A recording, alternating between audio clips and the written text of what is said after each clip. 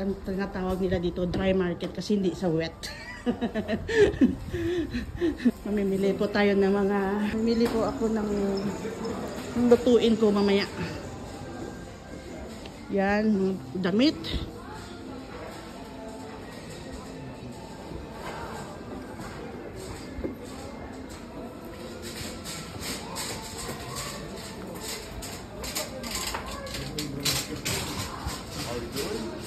Yung mga second hand na ano.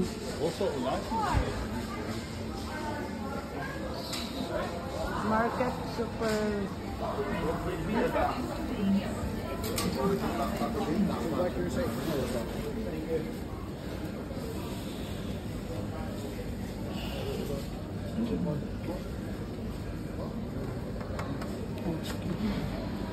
Per kilo ba yan? Yan o, native na chicken.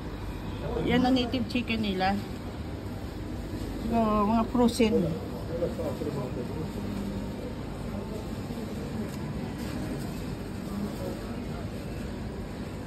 Ang laki ng ano, turkey, ang neck ng turkey, oh.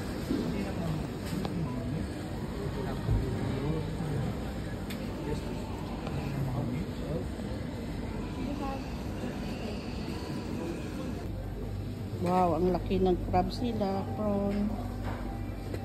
Bili ako ng paborito ng anak ko. Hello! Hello again!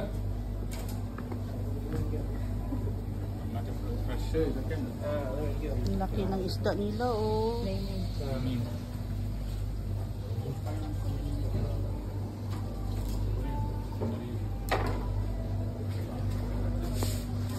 Ayan, bibili ako ng shrimp. At ito yung mackerel frozen.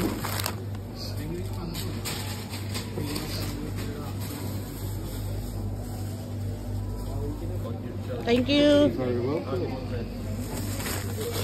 Thank you very much. Ako ng ampalaya.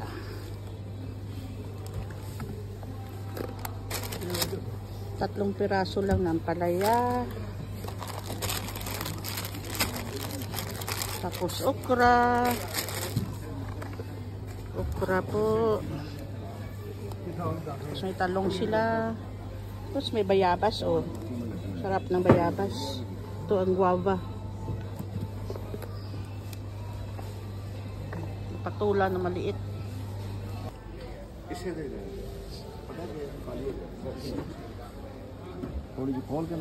1 pound. Yes.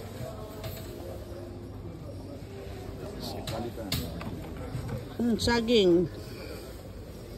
Pang ano, pang turon. Ito yung strawberry. 199 daw.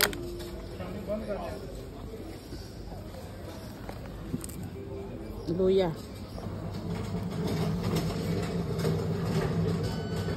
Mangga. That is mangga.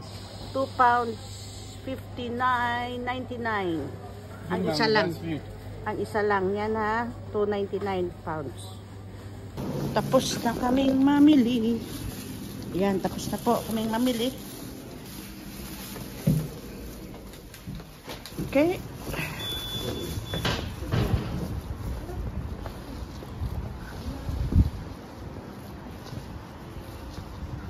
Balik na sa sasakyan. Ito yung car park nila dito.